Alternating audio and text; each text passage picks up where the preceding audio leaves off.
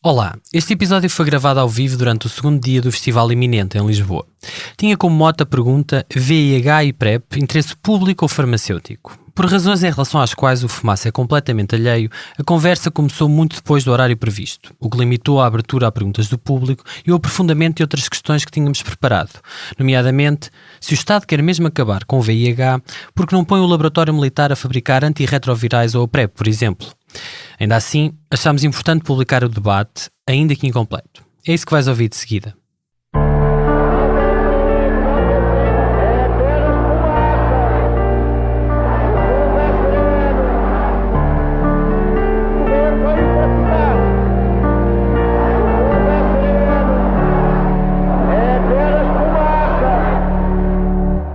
Olá, seja toda a gente bem-vinda ao É Apenas Fumaça, um programa Fumaça onde se fala sobre a sociedade com quem quer falar sobre ela. Estamos pela primeira vez no Panorâmico de Monsanto, em Lisboa, na 4ª edição do Festival Iminente. E é com muito gosto que aqui estamos. Muito obrigado pelo convite, Iminente. Eu sou o Pedro Miguel Santos. Hoje falamos sobre VIH e PrEP. Convidámos Maria José Campos. É médica na equipa fixa do Serviço de Urgência do Centro Hospitalar de Lisboa Ocidental. Foi fundadora e presidente da Abraço, impulsionou a criação do Festival de Cinema Gay e Lésbico de Lisboa, o Queer, que começa hoje e termina dia 28, e esteve também no início da ILGA Portugal, ou da T, a primeira associação trans em Portugal. Coordenou a equipa científica do Checkpoint LX, desde a sua fundação, em 2011 a 2018. Ao seu lado temos o Rui Guerreiro, que é enfermeiro no Hospital de São José, é ativista do GAPT, o Grupo de Ativistas em Tratamento, e é utilizador de PrEP. PrEP quer dizer profilaxia pré-exposição. Bem-vindos. Obrigada. Obrigado. Era para estar aqui também hoje connosco o Sérgio Vitorino. O Sérgio Vitorino é também um ativista LGBTI bastante conhecido. Ele não pode estar connosco, mas enviamos-lhe daqui um abraço. Vamos ao nosso debate. Lembro-me que havia quem mudasse de passeio só para não se cruzar comigo. Na faculdade, o diretor não queria que eu trabalhasse, com medo que eu infectasse alguém. As pessoas achavam que se transmitia com um aperto de mão. Isto é um excerto da biografia Uma Luta, Uma Vida, nem precisava tanto, de Maria Odete Santos Ferreira, que foi coordenadora da Comissão Nacional de Luta contra a SIDA entre 92 e 2000, professora catedrática na Faculdade de Farmácia, que ajudou a isolar e identificar em 1986 a estirpe do VIH2, em conjunto com uma equipa do Instituto Pasteur em Paris, em França. Como é que se transmite o VIH, Maria José? Ora bem, antes de explicar isso, eu gostava de dizer que, de facto, embora a professora Odete Ferreira se sentisse discriminada só pelo facto de trabalhar nesta área, a maior discriminação não era em relação a nós profissionais, era em relação às pessoas seropositivas e, de facto, eu acho que não posso começar a falar sem dizer isso. E essa discriminação permanece nos dias de hoje. Ela dizia que as pessoas passavam para outro passeio, mas as pessoas seropositivas eram impedidas e às vezes ainda são impedidas de trabalhar, impedidas de estudar, impedidas de fazer um seguro para comprar uma casa, etc. Portanto, a maior discriminação não foi sobre os profissionais, foi sobre as próprias pessoas infectadas e continua a ser. Como é que se transmite, e isto era um preâmbulo apenas, como é que se transmite o VIH? Bom, o VIH transmite-se de 3 maneiras. Através do sangue, e nos dias que correm a principal via de transmissão que envolve sangue continua a ser a partilha de material de injeção no uso de drogas. Há muitos anos atrás, ou seja, no início da epidemia, muitas pessoas foram contaminadas porque foram tratadas com produtos derivados do sangue, os hemofílicos, ou porque foram transfusionadas. Felizmente, nos tempos que correm, isso já não acontece. A principal forma de transmissão nos dias de hoje é, obviamente, a transmissão sexual. Portanto, essas são as 2 principais formas de transmissão. A terceira é a transmissão chamada vertical ou materno-fetal, ou seja, de uma mulher seropositiva que não esteja em seguimento, que não esteja a ser tratada, que não faça medicação, pode transmitir à criança. Não transmite sempre, mas existe essa possibilidade, e essa possibilidade é cerca de 20% se não estiver a fazer medicação. Rui, e como é que não se transmite o VIH? É uma boa questão. O VIH não se transmite, excetuando todas estas situações que a Maria José acabou de referir. E, portanto, se considerarmos que ainda é uma infecção que acarreta um estigma muito, muito pesado, podemos facilmente fazer o exercício de que, na nossa vida conjugal, de amizade, profissional, não fará sentido medos infundados relativamente à transmissão desta infecção. Portanto, nenhum daqueles mitos como espirros, beijos, apertos de abraços, mão, estarmos aqui sentados ao lado uns dos outros. Partilha de casa de banho também. Portanto, não se transmite o VIH assim, está claro para toda a gente. Eu queria ler-vos um pequeno excerto de uma pessoa que não se identificou, participou num programa da SIC chamado E Se Fosse Consigo, que foi transmitido a 14 de maio deste ano. Porquê é que é preciso esconder? Porque ainda há muito receio, não é? Não deveria ser assim, mas nós sentimos esse peso e por sentirmos esse peso não o contamos. Portanto, eu acho que no fim do dia nós próprios nos discriminamos a nós próprios por o peso que a sociedade nos vai colocando e nós abraçamos esse peso. E há dias em que é mais difícil do que outros? Claro que sim. Nós, quando temos uma questão de saúde, nós não nos lembramos dela todos os dias. Eu não acordo a pensar que sou seropositiva e não me vou deitar a pensar que sou seropositiva. A minha vida é trabalhar, casa, saídas, amigos, a normalidade. Claro que há dias, às vezes quando passa na televisão, quando há algumas ações de sensibilidade, nós olhamos e pensamos, eu faço parte daquilo, eu faço parte daquele grupo. Aí pode sim, eu falo pessoalmente, mas aí pode sim levar-nos um pouco mais abaixo e fazer a questão do porquê eu, não é? Mas no dia-a-dia não. Como é que hoje vive uma pessoa que tem VIH? As pessoas que vocês conhecem, os utentes que tratam, que relatos é que têm? São parecidos com este? Eu tenho alguma dificuldade em falar em nome dos outros. Eu não sou seropositiva e acho sempre um bocadinho difícil e até arrogante falar pela... Não era essa a intenção. Falar pelos... Sim, mas eu gosto de dizer isto. Falar pelos outros, ou seja... E tenho pena que, de facto, não exista a possibilidade ainda nos dias de hoje, e voltamos outra vez à discriminação, não é? De ter aqui facilmente uma pessoa seropositiva. E não temos aqui uma pessoa seropositiva exatamente pelas mesmas razões com que começamos este debate. Muita coisa mudou no percurso desta infecção, mas a discriminação continua exatamente igual. E não avançamos praticamente nada. E é por isso que o programa E Se Fosse Consigo encontrou pessoas que falaram, mas que falaram sem mostrar a cara. Vamos lá ver uma coisa. As pessoas seropositivas, e aquilo que eu posso dizer dos meus doentes, que não são doentes, são pessoas saudáveis e que neste momento, felizmente, pelo avanço dos tratamentos, vivem uma vida, enfim, como disse essa mulher, nem se lembram que estão infectadas. São pessoas que estão bem, porque têm medicamentos, porque os medicamentos atuam, são eficazes, etc. Mas têm que os tomar todos os dias. É difícil esquecer uma infecção ou uma doença quando todos os dias têm que tomar medicamentos para elas. Portanto, quanto mais não seja um recordativo obrigatório da realidade, que é viver com o VIH.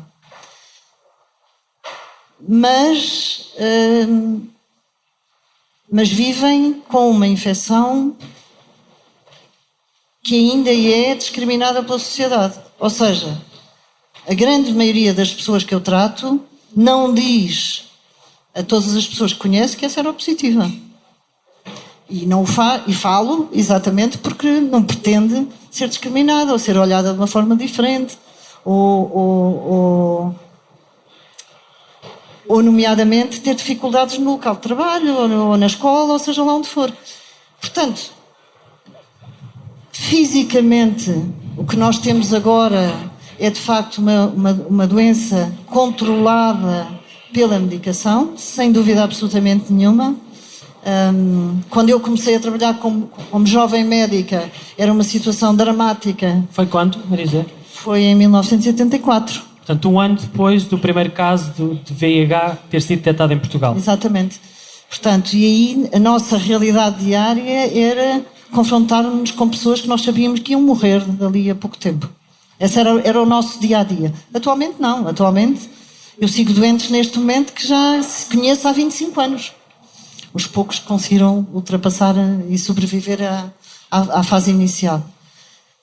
Isso por um lado. Por outro lado, a discriminação continua sem dúvida absolutamente nenhuma a ser uma questão importante na vida das pessoas. E a discriminação mata.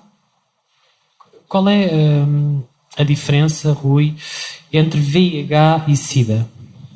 Bom, VIH é o vírus, portanto, e quem vive com VIH, portanto, tem infecção, terá o vírus consigo, que, mediante a utilização de medicação antirretroviral, portanto, a medicação que é utilizada, entre outras finalidades, para controlar a infecção, portanto, é portador do vírus e consegue controlar a infecção desta forma. Portanto, não há uma progressão da infecção e o risco de transmitir a outra pessoa é praticamente zero por via sexual, desde que, obviamente, a quantidade de vírus que tem em circulação seja indetetável, ou seja em tão pouca quantidade, quase não se consegue perceber, digamos assim, no sangue e nos outros fluidos inerentes a uma transmissão, nomeadamente por via sexual.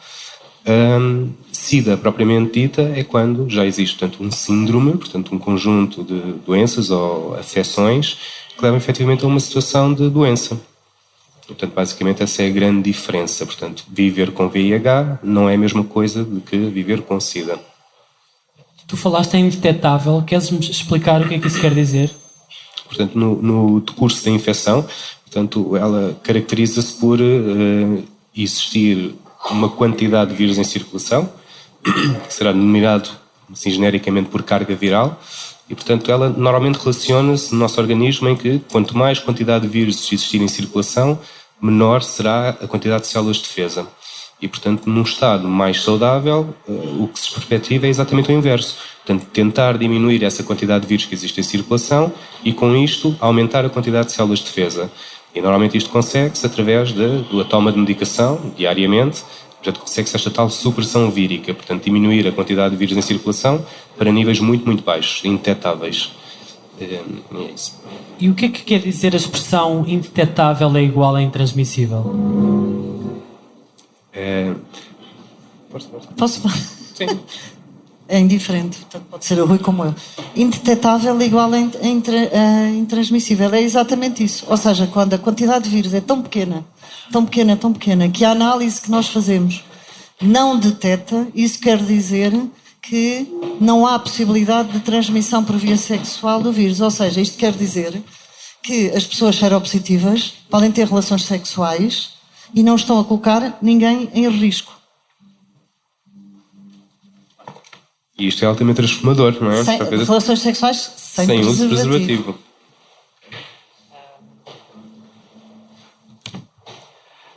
A 5 de julho, no Palácio Foz, em Lisboa, a Ministra da Saúde, Marta Temido, anunciava que Portugal tinha alcançado 3 objetivos da Organização das Nações Unidas para a questão do VIH ou no SIDA. 3 metas tinham sido estabelecidas em 2014, as chamadas 90-90-90. O que significa que é suposto que no final de 2020, 90% das pessoas que vivem com VIH estejam diagnosticadas, dessas 90% façam tratamento antirretroviral e dessas 90% contenham essa tal carga viral indetetável.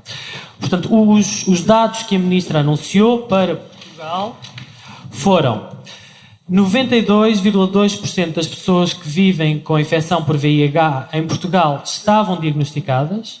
Destas pessoas, 90,2% estavam a fazer tratamento antirretroviral e 93% das pessoas tinham carga viral indetetável.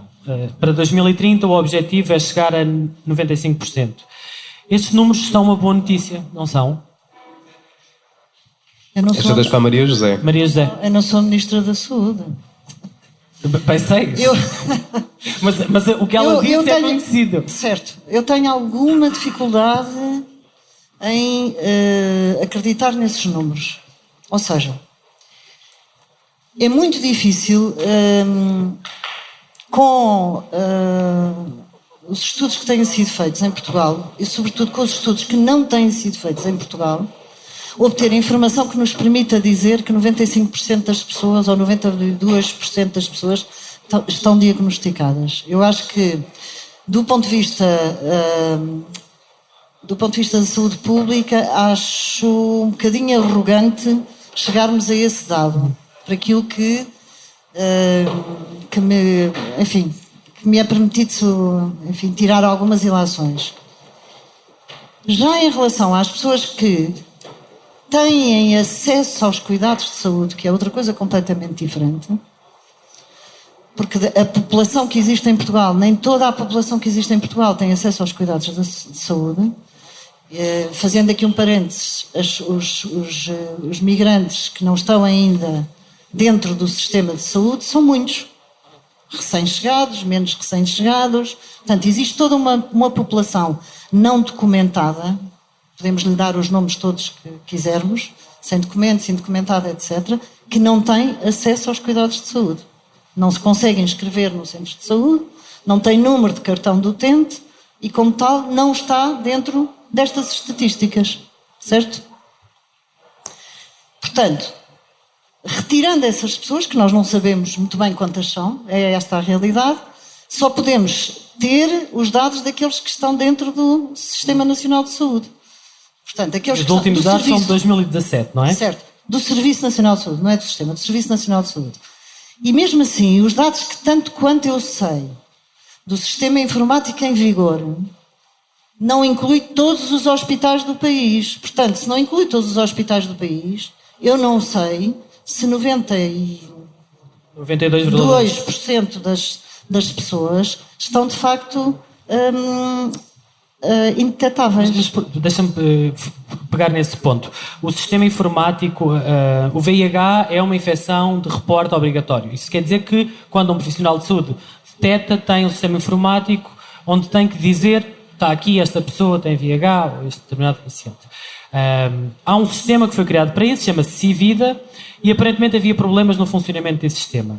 Isso fez com que, em 2017, um despacho, o secretário de Estado, o ex-secretário de Estado adjunto da Saúde, Fernando Araújo, tivesse feito um despacho que obrigava a que todos os hospitais do país fossem ligados até 31 de dezembro de 2017 a esse sistema. Ou seja, o Civida tinha que ser implementado. O que tu me estás a dizer é que isto não foi cumprido. Que eu saiba, nem todos os hospitais ainda têm esse sistema em funcionamento. Há hospitais que ainda não têm. Por outro lado, o facto de ser declaração obrigatória, como deves calcular, também não quer dizer que eu, assim que tenho pela primeira vez uma pessoa na consulta, vá a correr fazer a notificação, não é? Portanto, há sempre um atraso na notificação. Mas independentemente disso, independentemente dessa questão, que, enfim, se espera que possa ser resolvida facilmente com sistemas informáticos, nem sempre isso acontece. Aquilo que me preocupa mais não é aqueles que estão dentro do sistema. Aquilo que me preocupa é aqueles que não estão dentro do sistema e que não têm acesso ao sistema.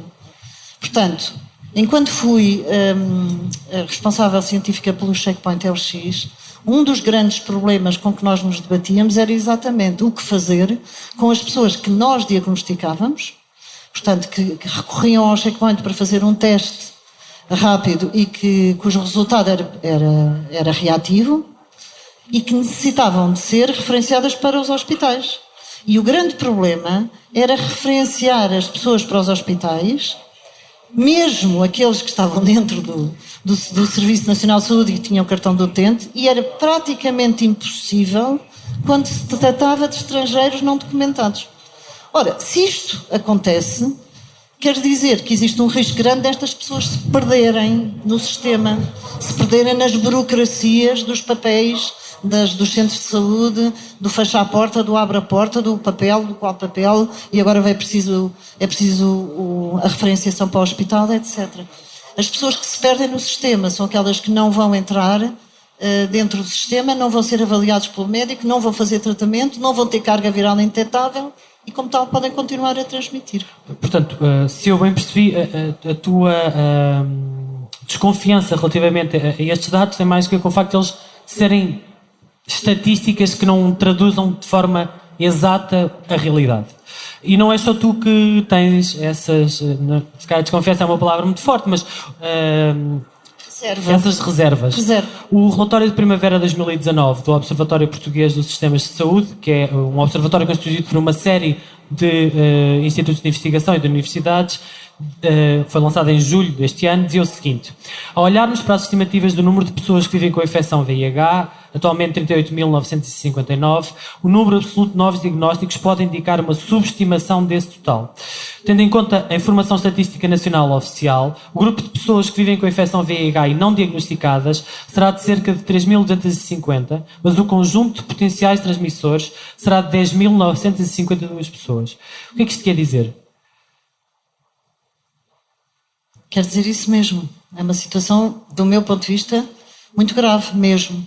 Aliás, se nós olharmos com alguma atenção para alguns dados estatísticos que vão aparecendo, e um último deles foi o relatório EMIS, um estudo europeu para avaliar a situação dos homens que têm sexo com homens, a vários níveis, entre eles, sobre a questão da saúde.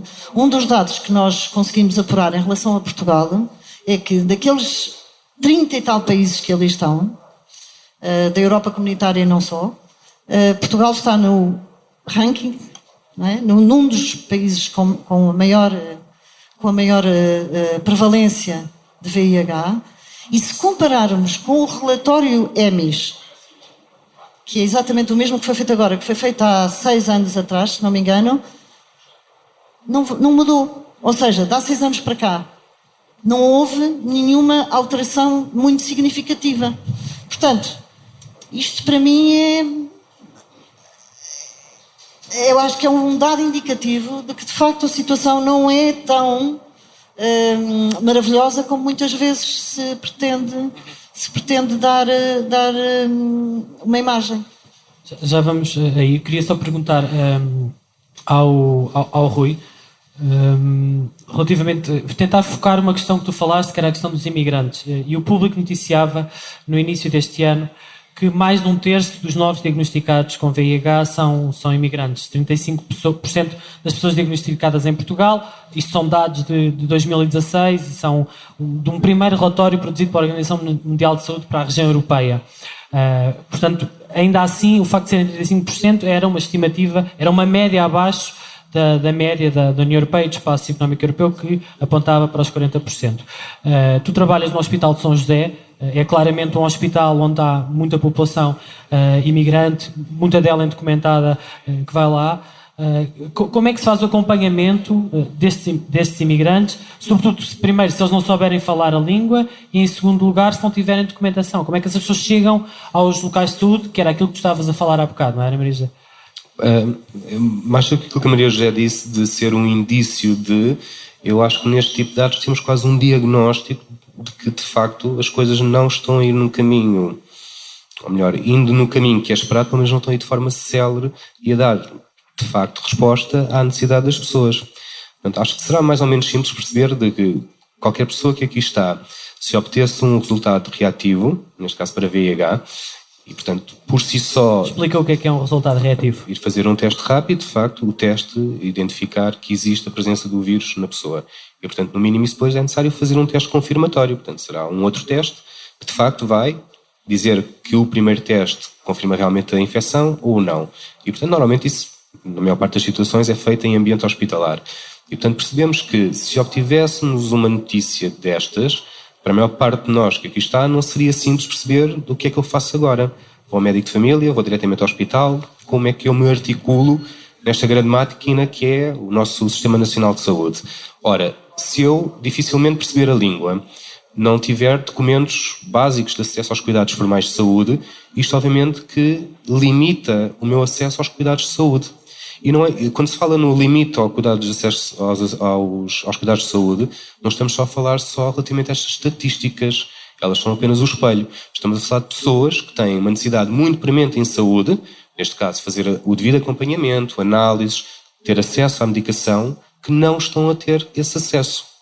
com todo o impacto que isso traz para a vida daquelas pessoas, como depois uma perspectiva comunitária de relação com os outros.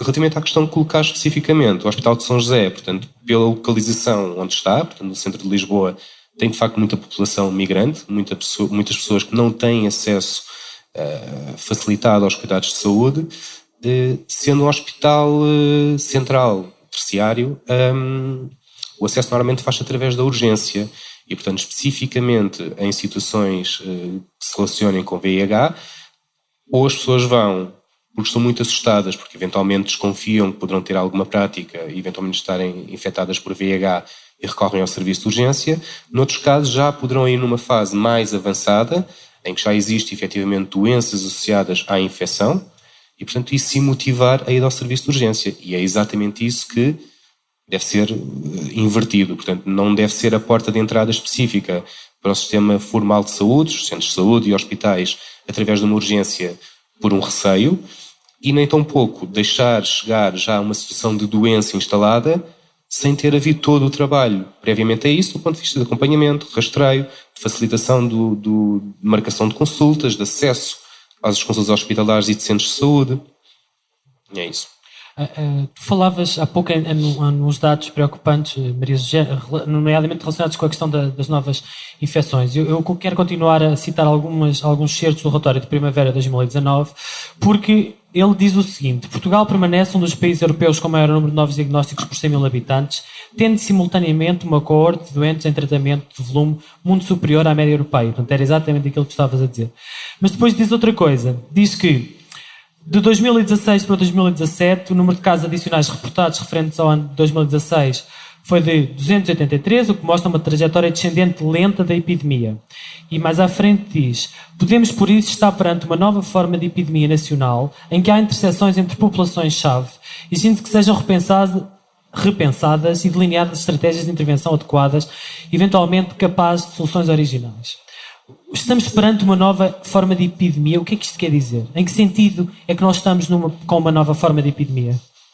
Eu também li o relatório e também não sei o que é isso. A sério, não sou capaz de interpretar o que é o sentido que os autores dão a essa frase. Eu não estou a ver qual será a nova forma de epidemia. O que eu acho, muito sinceramente, é que a grande maioria dos novos diagnósticos situa-se no grupo dos homens que têm sexo com homens. E isto foi sempre uma questão... Antes de continuar, explica-me o que é que quer dizer essa expressão e porque é que ela é utilizada. Homens têm sexo com homens. Quer dizer isso mesmo. Homens que têm sexo com homens. Mas é uma terminologia mais... É uma terminologia de saúde, que eu acho que é uma terminologia de saúde pública. Ou seja, há muitos homossexuais, homens homossexuais ou gays, que não se identificam com a palavra de homossexual. E como tal, como a nós médicos, sobretudo em termos de saúde pública, não nos interessa de facto, não nos deve interessar qualificar as pessoas, a única maneira que nós temos é descrever aquilo que as pessoas fazem. Homens têm sexo com homens têm sexo com homens e com mulheres, e homens têm sexo com mulheres, ou homens que não têm sexo. Também há. Pronto. Portanto, aquilo que nós sabemos é que nos últimos anos a grande maioria dos novos casos tem a ver com homens que têm sexo com homens. Esta questão foi sempre uma questão que foi um bocado, enfim, incomodativa, falou-se muito pouco sobre isso. Para quem é que era incomodativa? Para toda a gente, nomeadamente também para o grupo dos homens que têm sexo com homens.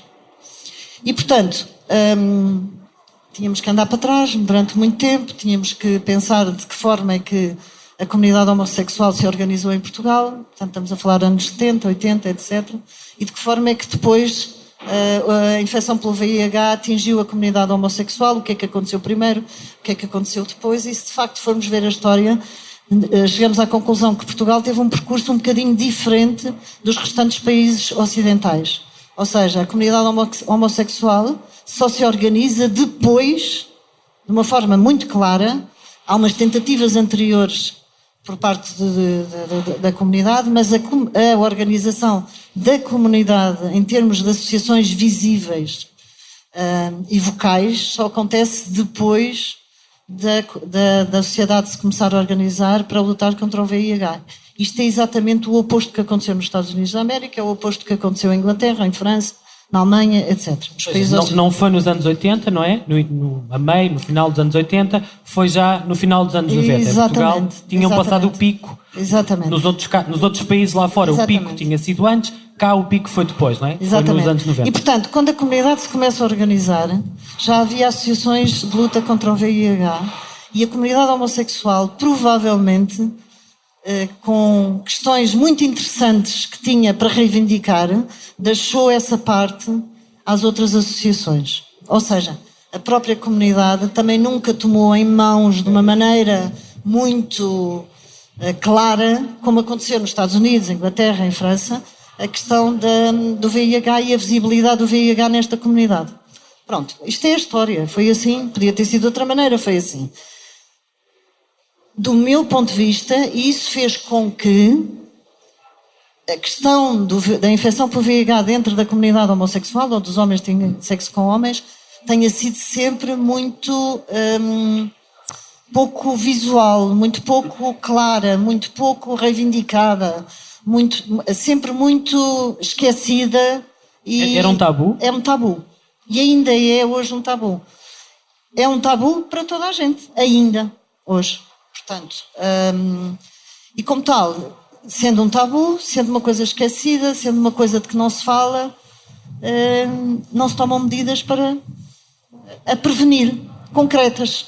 Isto porque tu ias falar, antes de fazeres essa resenha mais histórica, né, que a maioria dos novos casos diagnosticados é do sexo masculino, em homens que fazem sexo com homens, e dentro destes, dos homens que fazem sexo com homens, 79,8% é entre pessoas que têm entre 15 e 29 anos, não é? E, portanto, é gente muito nova que se está a infectar. As novas infecções têm uma intensidade muito grande neste grupo. Isto acontece porque os jovens já não têm medo do VIH? Já não mete medo? Não, eu acho que atirar a responsabilidade para cima do outro é sempre a forma mais fácil. É dizer, não, tens medo, por isso é que te infectaste. Não.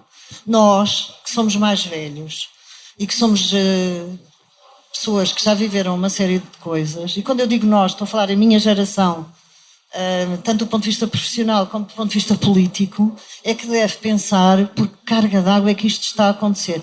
Ou seja, o que é que eu não fiz para isto acontecer? De que forma é que eu sou responsável por isto ter acontecido? E eu acho que a responsabilidade está nas pessoas que, durante todos estes anos, não quiseram falar sobre uma série de coisas, nomeadamente sobre a educação sexual. Todos os ministros da educação se recusaram a falar sobre educação sexual nas escolas da forma consistente e permanente que isso exige. Ou seja, se nós não educarmos gerações atrás de gerações e fizermos aquilo que se chama o trabalho de sapa, que é igual, que é rotina, que é cansativo e que por vezes incomoda, então não vamos ter frutos. Ou seja, se nós não fizermos uma educação clara sobre a questão sexual, sobre a identidade de género, sobre os direitos humanos, etc., nós não vamos conseguir que daqui a 5 anos, daqui a 10 anos, daqui a 15 anos, as coisas mudem. Não mudam. Estás a falar de um trabalho, e eu não estou a fazer comparações, mas parecido com aquele que se fez, por exemplo, com a reciclagem. Não há miúdo nenhum hoje que não saiba como é que se recicla e que não tenha levado isso para casa e, de alguma forma, até passado isso aos pais e aos avós. Era um trabalho desse género que era preciso, é isso? É um trabalho desse género, é preciso ser vocal, é preciso ser incomodativo, é preciso ser provocador e é preciso não ter medo de outros poderes instituídos, como nomeadamente a Igreja. Aquilo que eu senti ao longo dos meus anos como médica e como pessoa que trabalhou em associações que dedicavam muito do tempo a fazer sessões nas escolas, foi exatamente isso. Ou seja, havia uma resistência surda, uma resistência permanente a falar sobre estes assuntos, inventando-se muitos argumentos sem qualquer sentido, e alguns até ridículos, como por exemplo distribuir preservativos faz com que as pessoas vão ter relações sexuais a seguir. E é exatamente o contrário. Está provadíssimo que os jovens, adolescentes, ou as crianças, ou seja lá quem for, que tenha contacto com preservativos, perceba o que é um preservativo, tenha ações de formação sobre isso, vai ter relações sexuais mais tarde do que aqueles que não tiveram qualquer explicação, qualquer ensino, qualquer Porque informação. percebe as implicações de não usar? Porque está informado. Exatamente. Essa é que é a questão. Mas deixa-me só acrescentar mais uma coisa aqui assim. Independentemente da questão da prevenção, da prevenção, não é? Da infecção, da questão da educação sexual, da identidade de género, etc., existem outras coisas atualmente que podem, de facto, prevenir a infecção e que demoram ainda muito tempo a implementar. Por exemplo, e agora falarmos de outra coisa, programas de trocas de seringas, agulhas, etc. Toda a gente diz que Portugal é especialista, mas foi tudo um processo muito lento e muito difícil e muito complicado. E ainda hoje, é difícil para muitas pessoas que usam drogas trocar seringas. Tem que ser das tantas às tantas, no sítio tal. Ir à farmácia também é uma coisa complicada, também já não era, agora já é. Enfim, tudo muito complicado e tudo muito episódico. É tudo projetos piloto. Tudo passa por projetos piloto que depois não são generalizados. E em relação à PrEP, porque temos que falar sobre isso, não é? Exatamente. Temos e vamos. Esta era para o Rui. Exatamente. E em relação à PrEP, o que se passa é exatamente a mesma coisa. A PrEP é a profilaxia pré-exposição, já devia estar implementada há muito tempo e demora ainda. Então, era precisamente aí que eu queria chegar. É esse um dos temas desta conversa hoje, é a PrEP. A PrEP é a abreviatura de profilaxia pré-exposição. E, Rui, eu gostava que tu me explicasses o que é isto e porque é que tu decidiste começar a fazer este tratamento em 2016, não foi? Então, assim, sumariamente, PrEP, profilaxia pré-exposição. Isto consiste, como vos disse há pouco, a medicação antirretroviral, entre uma das finalidades que é controlar a infecção, portanto, para quem já vive com o vírus de VIH, uma outra finalidade que ela tem é, portanto, ter esta perspectiva profilática de prevenção. Portanto, a profilaxia pré-exposição ocorre sempre que é expectável que eu perceba que existe uma probabilidade de ter uma prática de elevado risco para a transmissão de VIH, entenda-se no meu caso específico ter sexo anal sem uso de preservativo, e portanto eu sei que isso será uma prática de topo de risco para a transmissão de VIH. E portanto, utilizando esta medicação como fins profiláticos, preventivos, antes da prática, portanto consiste basicamente na toma de um comprimido por dia, em que se eu tiver sexo anal sem uso de preservativo, o risco de ficar infectado por VIH é bem menor do que não fazendo esta profilaxia. É praticamente zero. É próximo zero. É suposto não se usar o preservativo fazendo um tratamento chamado PrEP? É uma decisão individual de cada um. E, portanto, tomar PrEP não é igual a não utilizar preservativo. A grande diferença, e isto sim é que é estruturante, é que se eu não usar sempre preservativo na prática de sexo anal, o risco de seroconverter, ou seja, de ficar infectado por VIH, é muito elevado. Tantas vezes mais quanto ocorrer a prática. Se eu tiver sexo anal sem uso de preservativo, fazendo PrEP de forma adequada, o risco de ficar infectado é muito, muito baixo. Portanto, é próximo de zero. E isto sim é que é perfeitamente histórico e transformador naquilo que é a vida das pessoas. Relativamente à decisão de usar ou não o preservativo, é individual e variará de acordo com as decisões de cada um em diferentes momentos na sua vida. Eu queria que tu me continuasses a explicar o que é que significa fazer este tratamento, porque tu fazes hoje, neste momento, e já vamos detalhar isso um pouco mais, a PrEP já está acessível no Serviço Nacional de Saúde, já é disponibilizada, já é receitada, já é prescrita, e se vai aos hospitais levantar este tratamento, mas tu começaste isto em 2016, quando ainda nem sequer era legal, sabemos assim, ou pelo menos não estava enquadrado a disponibilização desse medicamento. Em Portugal. Em Portugal, sim. E fazias uma coisa, deu-se o nome de PrEP selvagem, não é? Era o nome que se deu. Explica-me o que é que isso quer dizer e como é que isso se fazia, não é? Como é que se faz? Basicamente, eu comecei a fazer PrEP porque tive 2 rupturas de preservativo E na altura, mesmo sendo eu profissional de saúde, não tinha grande conhecimento ou grande alcance sobre o que era este esquema de profilaxia pré-exposição. E na altura recorri a uma amiga que me elucidou relativamente a esta possibilidade e questionou-me diretamente: por que não eventualmente fazer PrEP? E este é que foi o grande mote para começar a fazer PrEP na altura. Formalmente, em Portugal, não havia acesso. Portanto, era algo que já ocorria em determinados países. Em Portugal não havia. E, portanto, para uma das outras populações, nomeadamente todos já sabemos que a infecção se tende a concentrar, neste caso os homens têm sexo com homens, isso está mais do que identificado. Portanto, uma coisa que trazia uma eficácia muito elevada ainda não estava disponível em Portugal.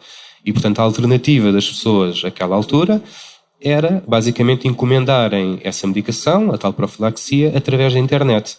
Num processo que, do ponto de vista, para já, dispendioso, portanto, nem todas as pessoas tinham acesso, porque era caro. Quanto é que custava fazer isso? Sensivelmente 80 a 100 euros, okay, de encomenda de medicação. E depois o próprio processo... Por mês? Sim. E depois o próprio processo em si era difícil. Portanto, basicamente estamos a falar, imaginem, de uma encomenda de medicação a um laboratório na Índia, a medicação tinha que vir até ao Reino Unido, Portugal, e era assim que era efetuada a profilaxia à altura. E, portanto, obviamente, muito pouco acessível para a maior parte das pessoas que necessitava dela.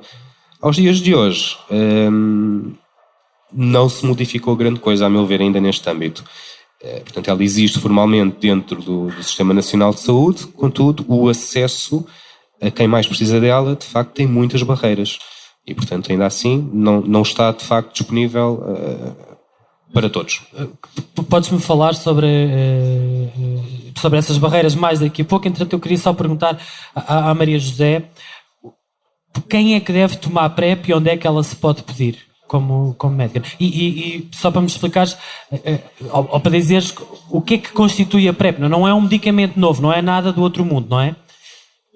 A PrEP não é um tratamento, é uma profilaxia. Ou seja, é o equivalente aos medicamentos, fazendo aqui uma coisa que é fácil as pessoas perceberem.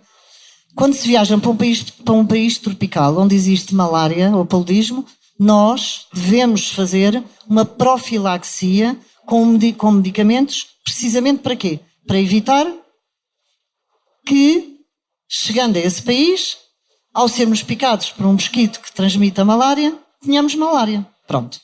Portanto, eu não estou a tratar nada, eu estou a evitar ter uma doença tomando um medicamento. Uma outra comparação, ainda mais simples, é a comparação da pílula. Quando as mulheres tomam a pílula anticoncepcional, elas não estão a tratar uma gravidez. Elas estão a evitar a gravidez. Ora, a profilaxia pré-exposição é exatamente isso. Uma pílula anti-VIH? É um medicamento exatamente igual àquele que as pessoas seropositivas tomam, que se destina a evitar a infecção pelo VIH. É exatamente aquilo que nós fazemos quando tratamos uma mulher grávida, infectada. Estamos a evitar o quê? Estamos a evitar que ela transmita a infecção à criança. Portanto, estamos a fazer a profilaxia para a exposição daquele bebê que vai nascer. Portanto, nada disto é novo. Nada disto apareceu ontem ou anteontem, nem há 4 anos. Isto sabe-se há mais de 30 anos. Repara bem. Há mais de 30 anos sabe-se que existem medicamentos com a capacidade de fazer a profilaxia para a exposição. E em determinadas situações eles eram usados. Os profissionais de saúde, quando se picavam, se cortavam, ou ainda hoje se picam e cortam, o que fazem é também uma profilaxia, porque nós não sabemos, quando nos picamos ou cortamos, nem sempre sabemos se aquela agulha é de alguém que está infectado.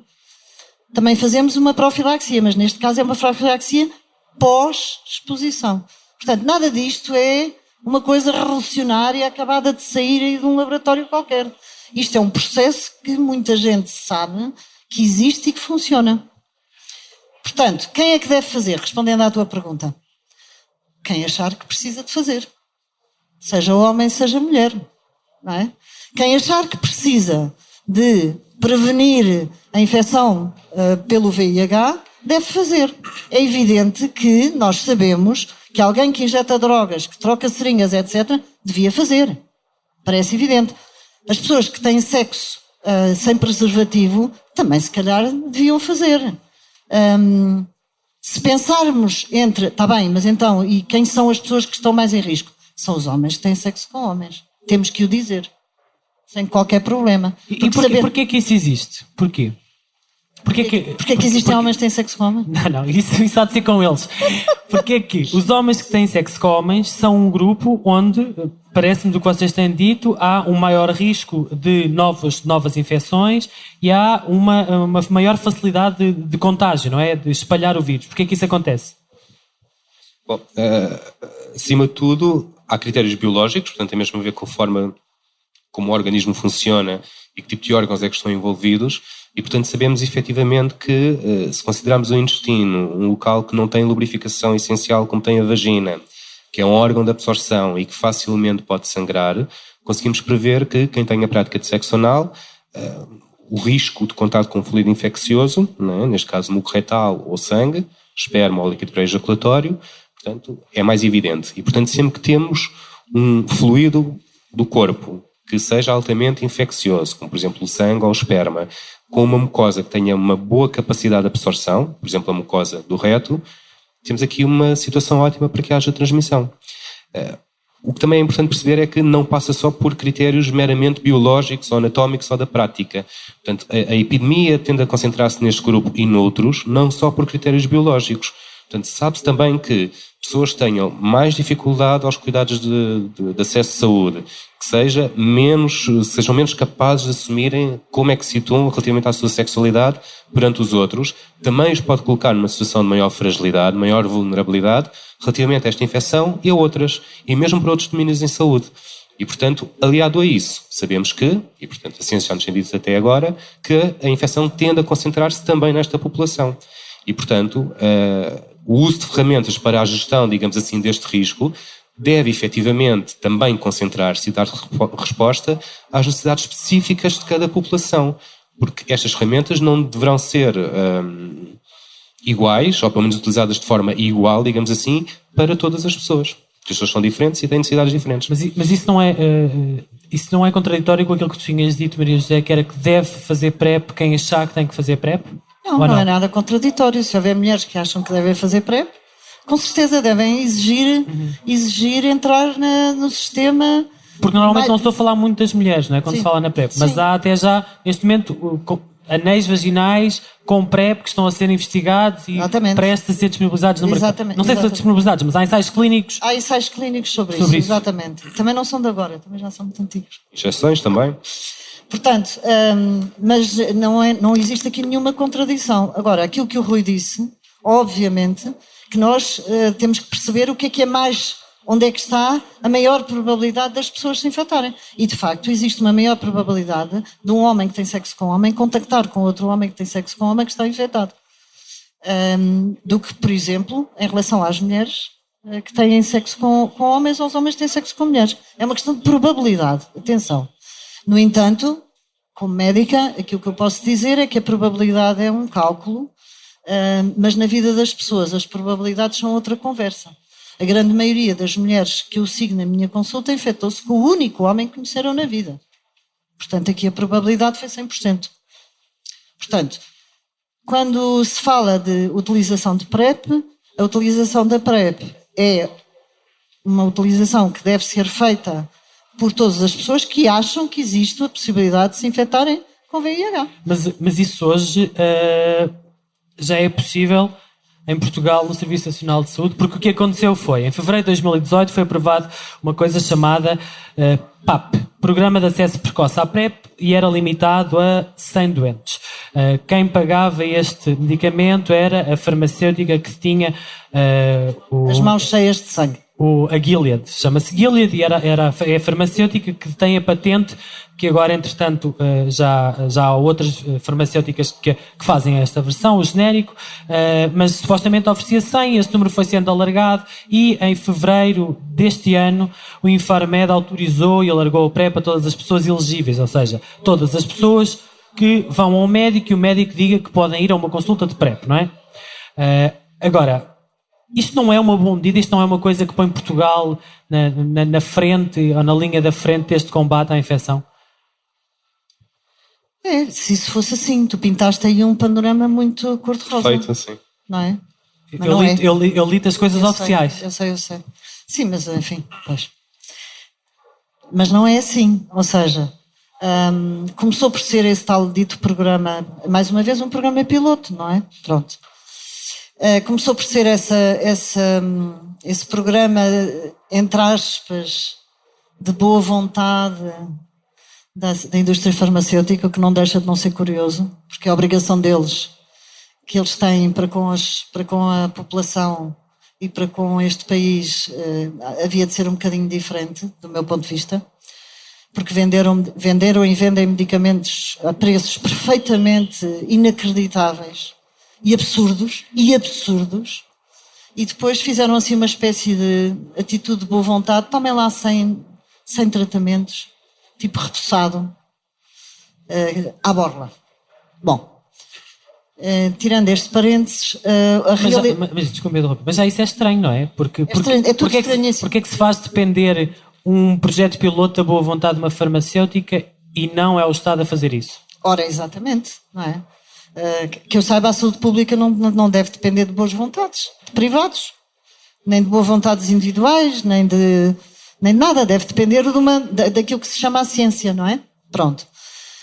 Mas infelizmente muitas vezes isso acontece. Agora, a realidade de hoje em dia é que de facto muita gente gostaria de ter acesso a uma consulta de PrEP, mas essas consultas de PrEP estão limitadas, existem nos hospitais, os hospitais, que eu saiba, não têm vocação para fazer prevenção de doenças, os hospitais foram feitos para tratar pessoas, portanto, do meu ponto de vista, as consultas estão a ser realizadas num sítio que se calhar não é o ideal para as pessoas, no horário que também não é o ideal para as pessoas, com uma exigência de seguimento que também me parece exagerada, e portanto o que acontece é que são tudo barreiras atrás de barreiras, mais uma vez, de acesso às pessoas que na realidade precisam, partindo do princípio que até para aquelas que não têm, são indocumentadas, não têm número do cartão do utente, não têm médico de família, etc., a coisa ainda se torna completamente impossível.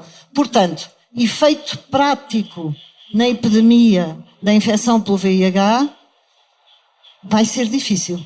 Supostamente em novembro do ano passado havia 240 pessoas a realizar esta medicação, esta profilaxia. Rui, como é que funciona no Checkpoint, que é um serviço portanto, do GAT? Sim, portanto, basicamente o Checkpoint LX, portanto, é um centro comunitário, dirige acima de tudo aos homens que têm sexo com homens. Ele surgiu efetivamente, se perceber efetivamente o número de casos de VIH que existiam em Portugal, especialmente em 2011, e a partir daí construir algo que facilitasse o acesso destas pessoas aos cuidados de saúde.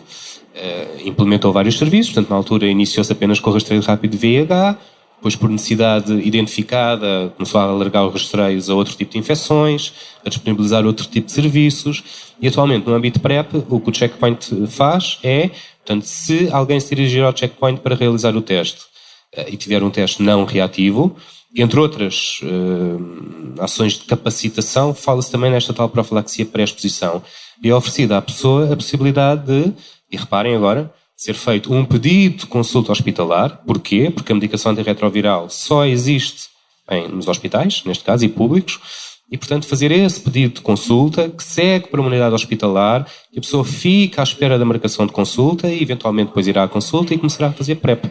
E, portanto, se percebemos e já sabemos que a epidemia se tende a concentrar nesta população, num grupo etário específico, este tempo que nos parece até pode ser aligerado, 2-3 meses, pode ser o tempo suficiente para alguém que já tem prática cumulativa de risco e, efetivamente, passar a viver com VIH. Okay? E, portanto, posso assim só exemplificar relativamente à minha situação, em que sou um homem branco, vivo em Portugal, trabalho no SNS, tenho número de utente. E, portanto, isto até podia ser facilitador para mim, o movimento, digamos assim, dentro do hospital. E não é. Porque se eu quiser fazer PrEP, eu tenho conseguir uma consulta, tem que ter disponibilidade para ir fazer análises normais de sangue, disponibilidade para ter consultas de seguimento, disponibilidade para ir buscar a medicação à farmácia e simplesmente isso para mim, eu até me considero que estou numa posição facilitada, privilegiada, não é acessível. Portanto, se compararmos isto para alguém que simplesmente não tem número do utente, facilmente conseguimos perceber que é praticamente inacessível. Mas, Rui, isso não acontece também com outras pessoas que esperam não sei quantos meses por marcação de consultas ou que têm que ir às farmácias hospitalares buscar medicação, sei lá, para tratar a esclerose múltipla, a doença de Crohn? Qual é a diferença? Temos que perceber aqui é que, obviamente que, acredito que não seja exclusivamente a questão da PrEP, certo? Temos que perceber efetivamente o que é prioritário e para que caminho é que queremos levar a saúde. Porque, de facto, passarmos a ter constantemente relatórios nacionais, internacionais, que nos dão conta, mais uma vez, que a epidemia se concentra aqui, que existe a PrEP, que deve ser disponibilizada às pessoas. E as populações-chave, portanto, onde deve haver medidas muito eficazes, muito acessíveis de acesso, são estas. Só queremos ter escrito em documentos nacionais e internacionais, poderemos mantê-la. Mas a ideia é, de facto, isso ser aplicado. E esta questão de saúde pública são medidas que não são implementadas hoje e têm efeitos já amanhã. Requer, tal como a capacitação no âmbito de saúde sexual e de gestão de risco, muito tempo. Uma coisa estruturada. Não é uma ação única. E, portanto, temos que perceber, efetivamente, para onde queremos ir. Deixa-me só dizer-te, tu disseste, mas sim, mas as pessoas têm doença de Crohn, esclerose múltipla, etc. Essas sim, essas devem ir ao hospital. Essas sim devem levantar a medicação ali, porque são pessoas que têm uma doença e as necessidades que elas têm do ponto de vista das consultas são hospitalares. Estas pessoas não estão doentes. Estas pessoas são saudáveis e não queremos que elas adoeçam. Portanto, estas pessoas não precisam de ir aos hospitais. Os hospitais não devem ser utilizados por pessoas que não estão doentes à partida. À partida. Portanto, quem não está doente deve ir ao setor do Serviço Nacional de Saúde comunitário. Portanto, aquele que está baseado na comunidade, que é perto de casa, que tem provavelmente melhor acesso, mais fácil acesso, e não entupir os hospitais que estão, de facto, e são vocacionados para tratar pessoas doentes. Mas hoje já se pode fazer o levantamento da PrEP em farmácias, certo? Ou não? Acho que não. Não, ainda não. Ainda não se pode fazer, mas há essa ideia, ou não? Isso seria útil? Eu acho que sim, mas não sei, depende. Não, quer dizer... Lá está, a medida do só na farmácia, só no hospital, só no checkpoint, isto de facto requer efetivamente a descentralização da PrEP dos hospitais, de facto será uma boa medida, ponto. Se fará sentido só nas farmácias, só nos centros de saúde, só em estruturas de âmbito comunitário, não saberemos. Saberemos que nas estruturas de âmbito comunitário, sem dúvida nenhuma, que teria impacto. Portanto, é esse o reporte das pessoas que utilizam os centros, a acessibilidade será totalmente diferente e, portanto, obviamente que este será o caminho. Estamos mesmo a terminar. Queria só, há pouco tu falavas da questão da utilização ou não de preservativo fazendo a PrEP e há várias pessoas que criticam, uma das grandes críticas feitas à PrEP é que as pessoas se desresponsabilizam e deixaram de usar preservativo. A 10 de junho deste ano, a jornalista Rita Marques Costa noticiava no Público que os casos de sífilis, gonorreia e clamídia tinham disparado entre homens. Ela analisavam-se os dados provisórios do portal do Serviço Nacional de Saúde que relatavam um aumento de 45% de novas infecções sexualmente transmissíveis que tinham sido notificados entre 2017 e 2018. Portanto, tinha havido uma subida de mais 110% de casos de clamídia, 55% de gonorreia, mais 12,6% de sífilis nos últimos 2 anos. Metade destes tinham sido, aliás, detectados em Lisboa, notificados pelo checkpoint onde estás a trabalhar. O que é que se passa? Bom, antes de mais, a transmissão de clamídia, gonorreia ou sífilis em nada tem a ver com a transmissão, por exemplo, de VIH. Portanto, é muito mais facilitada a transmissão de clamídia, gonorreia e sífilis do que propriamente VIH. Considerar que o preservativo seria uma ferramenta eficaz, e é eficaz para a maior parte das infecções, é eficaz se for utilizado de forma consistente. E o que é isto de forma consistente? É sempre, e sempre é sempre, do início até ao final da prática, sem romper, sem ficar retido. E se de facto fosse uma ferramenta que fosse utilizada de forma consistente, logo desde os primeiros primórdios de pseudopreservativos, já desde o Egito, portanto não haveria sequer infecções de transmissão sexual. Sabemos de antemão que a utilização de preservativo não é utilizada de forma consistente para a maior parte das pessoas, vamos considerar assim. Relativamente ao rastreio das outras infecções, esses números que são avançados, portanto, grande parte deles são efetivamente o checkpoint e importa dizer que o checkpoint dá apoio a pessoas que fazem PrEP, nomeadamente, entre outras coisas, naquilo que é o rastreio das outras infecções. Está recomendado que estas pessoas façam o rastreio de clamídia e de gonorreia e de sífilis e outras infecções com uma boa frequência, pelo menos, vamos supor, a cada 3 meses. E esses rastreios, que são feitos, reparem, em pessoas que não têm sintomas nenhuns da infecção, são feitos, se calhar, num ano, mais vezes do que a maior parte da restante população faz na vida inteira. E, portanto, é normal, se eu estou a fazer um rastreio, muitas vezes por ano, a pessoas que nem sequer têm sintomas, que eventualmente identifique muitos casos de clamídia, de gonorreia e de sífilis. Posso só dizer uma coisa? É o seguinte... eu fico sempre um bocadinho preocupada quando leio essas coisas que tu leste e diz houve um aumento de casos. Não, houve um aumento de diagnósticos. O que é que eu quero dizer com isto? Parece só aqui um problema de palavras, mas não é. Eu só diagnostico aquilo que eu for à procura. Se eu não for à procura, eu não diagnostico rigorosamente nada. Portanto, eu não sei se houve um aumento de casos. Eu sei que houve um aumento de diagnósticos porque abriram serviços especializados para ir à procura dessas doenças. Eu não sei se isto é muito difícil de compreender. E porque houve mais gente a fazer testes, é isso? Exatamente. A grande maioria, como disse o Rui, destas infecções é assintomática, não dá sintomas, certo? Passa despercebida e não são propriamente mortais. Ou seja, a pessoa tem clamídia, pode não ter sintomas, continua com a clamídia, ou o seu organismo até resolve a situação. Se eu não for à procura, se eu como médica não for à procura, não a vou encontrar, certo? Portanto, eu não sei se há 10 anos atrás havia mais ou havia menos. Não sei, eu neste momento não sei. Daqui por 10 anos, se calhar já posso saber se daqui a 10 anos há mais ou há menos. Agora, eu não posso dizer agora que há mais casos, se calhar até há, de gonorreia, de clamídia e de sífilis do que havia há 10 anos atrás. Pela simples razão que há 10 anos atrás não havia tanta gente à procura deles. Esta foi mais uma Conversa Fumaça, gravada ao vivo no Festival Iminente. Obrigado, Maria José Campos e Rui Guerreiro. Obrigado, Iminente. Nós amanhã estamos cá outra vez, as conversas continuam. Amanhã falamos de direito à habitação e no domingo falamos de reparação histórica. Este debate foi preparado por mim, Pedro Miguel Santos, e pelo Ricardo Esteves Ribeiro, que fez também a edição. O Bernardo Afonso fez a edição de som e a fotografia. Fazem ainda parte da equipa Fumaça a Ana Freitas, o Frederico Raposo, a Joana Batista, a Maria Almeida, a Margarida David Cardoso, o Mota Fez, a Sofia Rocha e o Tomás Pinto. A música que vão ouvir é de Lotus Fever. Ouçam mais episódios em fumaca.pt, no YouTube, no Spotify ou na vossa aplicação de podcast. Queremos também que saibam que o nosso objetivo é fazer do Fumaça o primeiro projeto de jornalismo português totalmente financiado por quem nos ouve e lê. E se quiserem ajudar-nos e fazer parte desta comunidade connosco, vão a fumaça.pt/contribuir. Até já!